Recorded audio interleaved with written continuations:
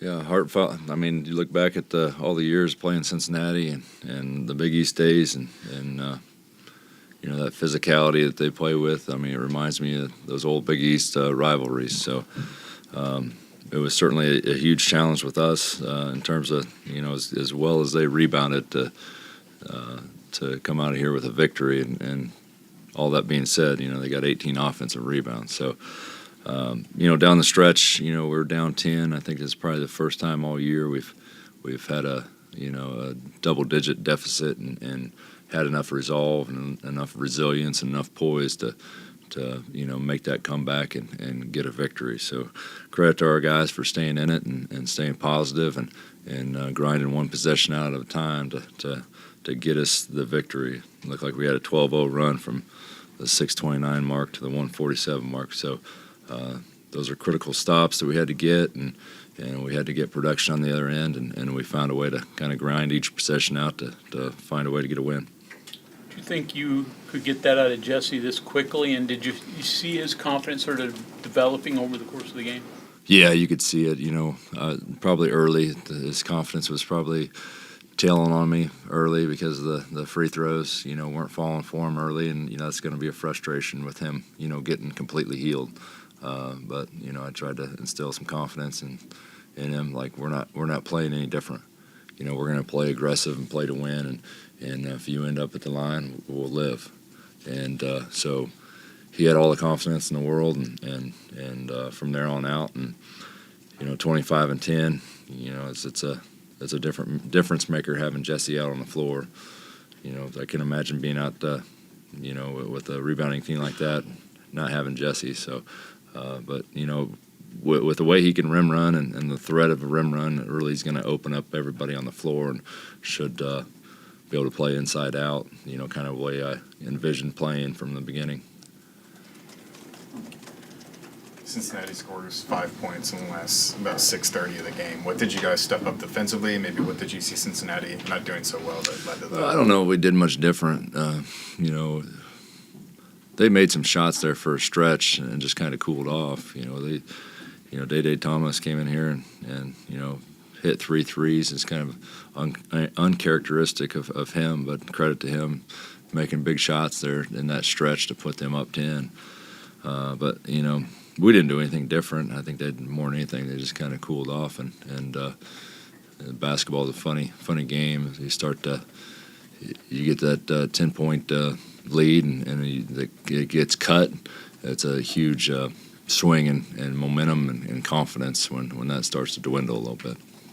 Coach, as those pick and rolls, high ball screens with Jesse, and it wasn't always with Kerr, sometimes it was Quinn or basically whoever had it up top. Do you feel, did Cincinnati make adjustments on that at all? Because it seemed like it was there most of the game. Yeah, late in the game, they were doing a really good job of not letting Kerr get the ball back, and sometimes not always pick and rolls, sometimes handoffs that we're executing there at the top of the key. But we put, even to start the game, I thought the strategy was to go to a 4 or 5 ball screen and put Quinn in the action and make those two bigs guard a ball screen and see what they're going to do. So. Kerr was excellent on his 7 assists, 2 turnovers. Kobe was excellent, 3 assists, no turnovers. So, that's those guys. It's a heck of a lot easier being a guard with a rim threat or rim run threat like Jesse out there on the floor. Raekwon was kind of quiet tonight, but maybe the biggest shot of the game on the right wing. Huge shot, and credit to Raekwon. I mean, he's had his struggles the last couple games. He's been frustrated, and we've had a lot of conversations. And he only took 6 field goals outside the couple 3-point shots he got fouled on and went to the line. But all that being said, he had 10 and 3 or 10 and 2, and the glaring stat on the box score, he was plus 20 when he was out there. So. That's a glaring stat to me that he was playing winning basketball for us tonight for sure. How dangerous can you be with all your guys back? It's got to be we got to build that consistency, and that chemistry. It looked at times that the chemistry was there tonight, and it's just gonna we're building that chemistry in the greatest league, in college basketball. And so I preach to the guys, we got to have that discipline. We got to build that consistency from game to game. So yeah, we can be dangerous on the way out. And I told our guys going into this game, I mean, let's treat this like an 11-game season. What's stopping us from having a great run here to end this season? And let's maximize our potential. What's stopping us from maximizing our potential on the way out? We were 20 games in, and we completely, we finally completely got our roster that we thought we'd have from day one. So there's nothing stopping us from maximizing that potential on the way out. Hey, Josh, the big thing is, I guess, having the roster back finally, but just yesterday you mentioned making winning plays at the end, and you had to do that. You were 0-10 with a double-digit deficit before tonight. Those things have to come off the board eventually, right? Is that more important than just having everybody together? Yeah, I mean, that's going to be a huge confidence boost for us, and like I told them, credit to them for having the resolve and the resilience and the poise to continue to battle and fight, because for a team that's was 7-13 going to this game, it's easy to shut it down and say we're done. But that's not my message. We're going to fight every single possession, every single game. There's no quitting us. Did it seem close at all tonight to not quit, but that look on their eyes, their heads down, anything like that? No, I didn't see that at all. I saw a different mentality out there tonight. So, like I said, we just got to continue to build on these things, and certainly winning, and having the lead and keeping the lead's one thing, but to come back from down 10 and a tough situation, and continue to fight and battle and find that victory at the end, that's going to be huge for our confidence. Coach, Josh, you mentioned Jesse's ability to rim run as one of the keys in getting those lob passes, but there are a lot of really good point guards and a lot of guys built like Jesse that aren't as good as that one play phase. Is there something else that they do that a lot of other people either can or don't do that makes that so successful? Who's they? Kerr and Jesse. Kerr's got great vision. He reads the defenses as well as any point guard in the country. So that was what made us so attracted to him. Like when we were recruiting him, he's a coach's dream in terms of having him on the floor and making the right read. And but you have to have those threats around you, and you have to have a balanced threat. And I feel like we finally have those balanced roster to where you have threats outside of what they can do they can certainly key on certain people, which they've keyed on Raekwon without Jesse in the game, because they knew that was probably our highest our biggest threat out there on the floor. So now we're more of a balanced attack. you were talking yesterday, like, you sound like you weren't sure, like, where Jesse was, physically and everything. So as you're going into this game today, like, are you still kind of in that mode, or was there something that made you think, okay, yeah, he's ready to start, or we're going to get this from him, or I mean, he was definitely ready to start. I didn't know how many minutes he was going to get.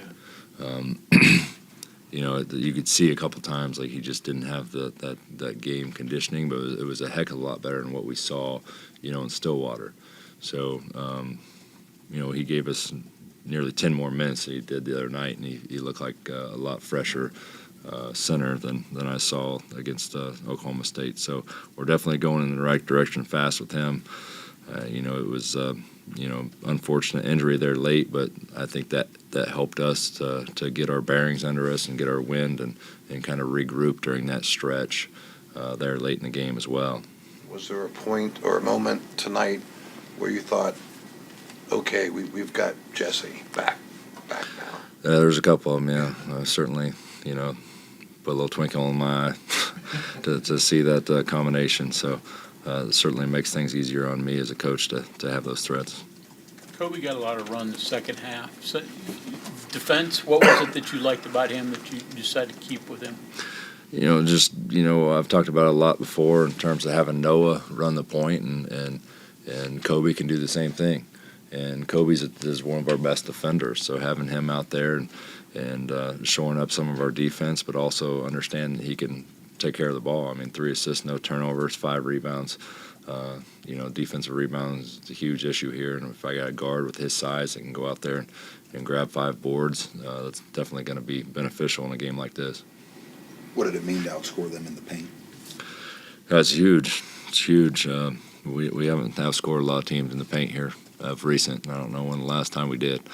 So, they got 2 very formidable bigs down there that we were going against, and I thought we did for the most part a good job of handling all that one-on-one in those situations. Really didn't have to use any double teams, but you always worry when you send a double team. What type of rotations got on the backside and what type of guys are going to get open, and you don't want to leave shooters open.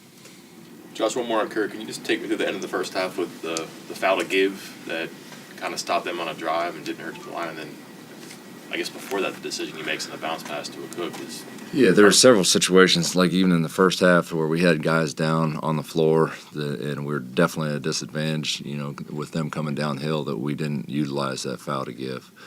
Even Ofri at one point did try to, use a take foul to shore that up, but they didn't even call it in that instance. But it was convenient to have, fouls to give in a late game situation like that when you try to make them catch that ball in the backcourt and immediately burn 5 or 6 seconds and then foul and do it all over again. That's certainly a nice advantageous point in the game to have that late.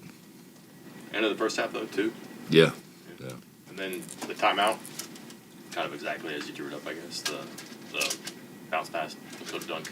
Yeah, I mean, if they don't tag on the backside and we make the right read, that's going to be open.